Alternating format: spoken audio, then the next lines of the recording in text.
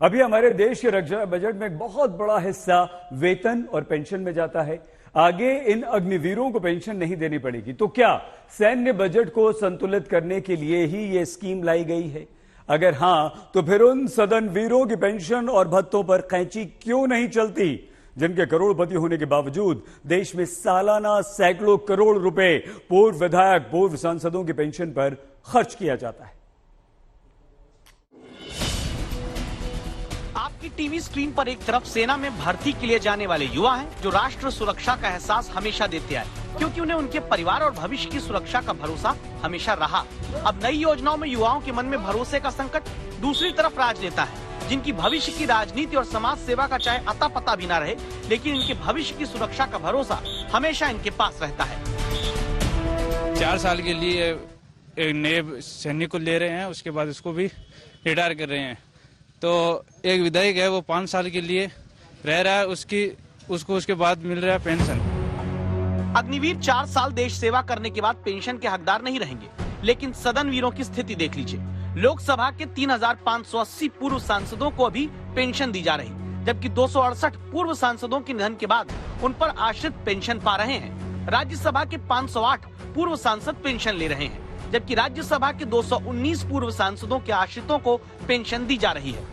2017-18 के आंकड़ों के मुताबिक देश में जहां पूर्व सांसदों की पेंशन पर हर महीने 58 करोड़ रुपए खर्च हो रहे थे, 2018-19 में पूर्व सांसदों की पेंशन पर खर्च बढ़कर 70 करोड़ 50 लाख रुपए प्रति महीने हो गया।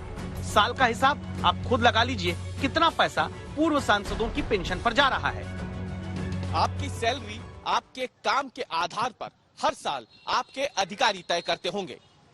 दुनिया के तमाम देशों में भी जनप्रतिनिधि अपनी सैलरी और सुविधाओं पर खुद फैसला नहीं कर सकते हैं, लेकिन हमारे देश में सांसद हो या विधायक अपनी सैलरी और भत्ते का फैसला सदन में आपस में मिलकर आम सहमति से ही कर लेते हैं। अब तक सेना के जवानों के पास 17 साल की नौकरी, फिर पेंशन समेत दूसरी सुविधाएं रही।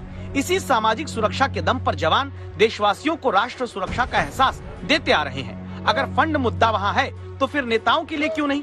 जबकि 2020 की एक आरटीआई के मुताबिक रेखा और चिरंजीवी जैसे अभिनेताओं को भी पूर्व सांसद होने के नाते 39,000 रुपए और 27,000 रुपए की हर महीने पेंशन दी जाती है।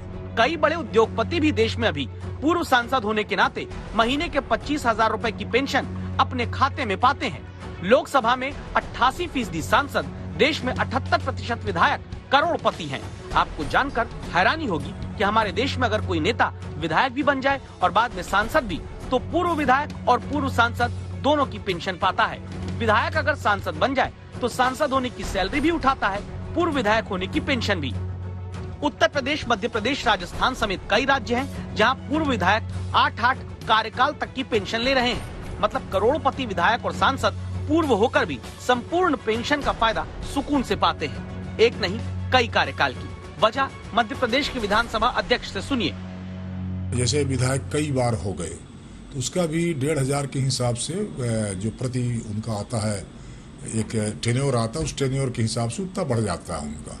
तो ये नियम है उसका। पूरे एक सेट का 35,000 है, और फिर जितने सेट होंगे वो उसके हिसाब से वो वृद्धि हो जाती है। अभी से ऐसे समझिए कि विधायक अगर एक बार मध्य प्रदेश में बन गए, तो फिर चाहे 5 साल का कार्यकाल पूरा हो ना हो, विधायक जी को पूर्व एमएलए होने पर हर महीने 20,000 रुपए की पेंशन मिलती है, 15,000 रुपए का मेडिकल भत्ता। इसके बाद विधायक दोबारा बन गए तो जितने साल विधायक रहे उसके आधार पर सालाना 9,600 रुपए जुड़ते जाएंगे। राजस्थान में 5 साल के कार्यकाल के बाद पूर्व विधायक को 35,000 रुपए हर महीने पेंशन मिलती है। फिर दूसरी बार विधायक बने तो 2 कार्यकाल के बाद 43,000 रुपए की पेंशन। झारखंड में एक बार विधायक बनने के बाद 40,000 रुपए हर महीने पेंशन दी जाती है। उसके बाद के कार्यकाल जुड़ने के बाद अधिकतम 1 लाख रुपए महीने तक पेंशन झारखंड जैसे राज्यों में दी जा सकती है। तो फिर क्यों नहीं इन खर्चों पर भी रोक लगती? जबकि हकीकत ये भी है कि देश में 7 राज्य ऐसे हैं जहां मुख्यमंत्री, मंत्रियों और विधायकों का वेतन ही नहीं, उनके इनकम टैक्स पर भी सरकारी खजाने से ही पैसा जाता है। मध्य प्रदेश के मुख्यमंत्री, मंत्री, विधानसभा अध्यक्ष, उपाध्यक्ष, नेता प्रतिपक्ष का इनकम टैक्स सरकारी खजाने से जाता है। छत्तीसगढ़ में सभी विधायकों का इनकम टैक्स सरकार भरती है।